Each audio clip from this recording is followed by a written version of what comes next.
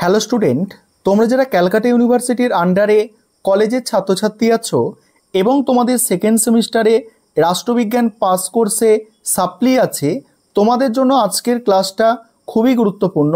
আজকের ক্লাসে তোমাদের সেকেন্ড সেমিস্টারে রাষ্ট্রবিজ্ঞান পাস কোর্সের সাপ্লির সাজেশান নিয়ে আলোচনা করব।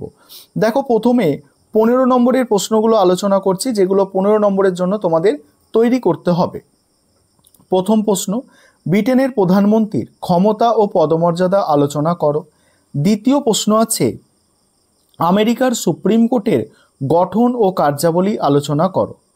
3 নম্বর প্রশ্ন, চীনের রাষ্ট্রপতি নিয়োগ ও কার্যাবলী আলোচনা করো। চীনের রাষ্ট্রপতির নিয়োগ ও কার্যাবলী আলোচনা করো।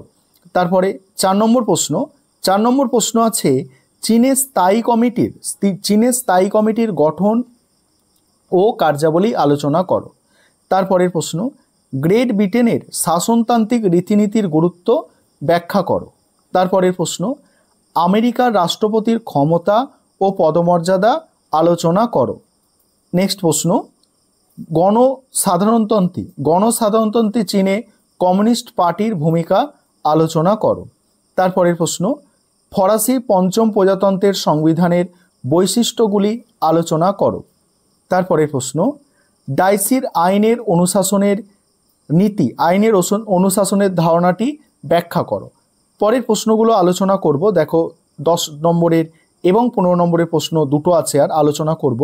তার আগে যে বিষয়টা বলার আছে, তোমাদের জন্য সাপ্লি পরীক্ষার নোটস অর্থাৎ স্টাডি মেটেরিয়াল তৈরি করা হয়েছে।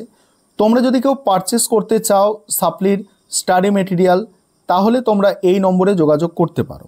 919300005218 এই নম্বরে তোমরা যোগাযোগ করে সাপ্লির স্টাডি মেটেরিয়াল পারচেস করতে পারো। এবার দেখো, পরের প্রশ্ন হচ্ছে সুইজারল্যান্ডের সংবিধানের বৈশিষ্ট্য, আরেকটা হচ্ছে বাংলাদেশের সংবিধানের বৈশিষ্ট্য। এবার 10 নম্বরের প্রশ্ন, প্রথম প্রশ্ন, সংসদীয় ও রাষ্ট্রপতি পরিচালিত রাজনৈতিক ব্যবস্থার তুলনামূলক আলোচনা করো। পরের প্রশ্ন, ব্রিটেনে আইনের অনুশাসনের ওপর একটি টিকা লেখো। ব্রিটেনে আইনের অনুশাসনের ওপর একটি টিকা। তারপরের প্রশ্ন, চীনের সংবিধানে উল্লেখিত নাগরিকদের মৌলিক অধিকারসমূহ আলোচনা করো। পরের প্রশ্ন, বাংলাদেশের সংবিধানের প্রধান বৈশিষ্ট্যগুলি আলোচনা করো। তারপরে প্রশ্ন, সমাজতান্ত্রিক রাজনৈতিক ব্যবস্থার বৈশিষ্ট্য আলোচনা করো। নেক্সট আছে, মার্কিন যুক্তরাষ্ট্রের দল ব্যবস্থার বৈশিষ্ট্য আলোচনা করো। পরের প্রশ্ন, গণসাধারণতন্ত্রী চীনের নতুন সংবিধানের বৈশিষ্ট্য আলোচনা করো।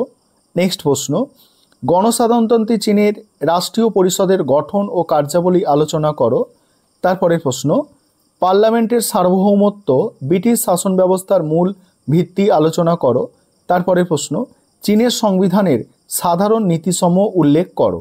আরেকটাই প্রশ্ন আছে, দেখো, প্রজাতন্ত্রী চীনে নাগরিকদের মৌলিক কর্তব্যসমূহ আলোচনা করো।